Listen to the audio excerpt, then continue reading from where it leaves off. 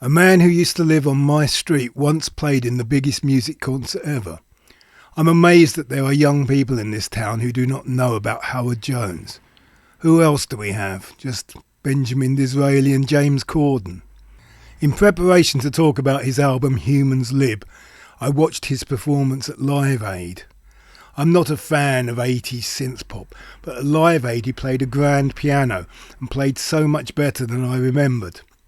At the time I expect people were disappointed that there was no rack of synths and no Jed dancing a mime like they had done on Top of the Pops. The standout track on the album for me is probably What Is Love Anyway, which would be a great pop song however it was performed. But the thing about Howard was that he did it all himself. Everything apart from the obligatory carelessly whispering sax on one track. In the early 80s, a bit of poo-doo-weep sax was as important as the oversized jacket with the sleeves rolled up. Much of the album sounds like he was trying out all the sounds, and anyone who has worked with a keyboard player will know how they like to try out all the sounds. The boing-boing of the synth bass, the snare that sounds like a ruler slapping on a desk, droning pads and wobbly brass with pitch bend. That sound that sounds like a finger on wine glasses. It was the sound of the time, but nothing dates faster than the fashionable. The less frenetic, slower songs passed the test of time better.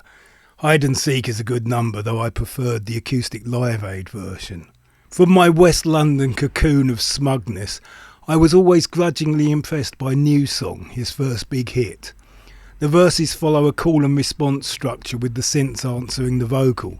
Like a bucket full of earworms, it builds to the chorus chant of "Throw off your mental chains," a line that sounded profound when played next to the vacuous Kylie and Jason pap of the era. Not bad for a pretty boy from the sticks with bleach blonde hedgehog hair.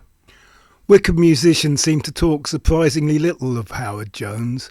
I've met Jed the dancer at local events, and I've socialised with the man who wrote many of his lyrics and would hold court next to the stage at the Bellevue open mics and electric jams. I did my bit to keep his name alive by paying tribute to him in the song Sweet Home High Wycombe, and now by recommending you listen to Humans Lib at least once, in the same way as you would have to go to the caves and see the weighing of the mare at least once.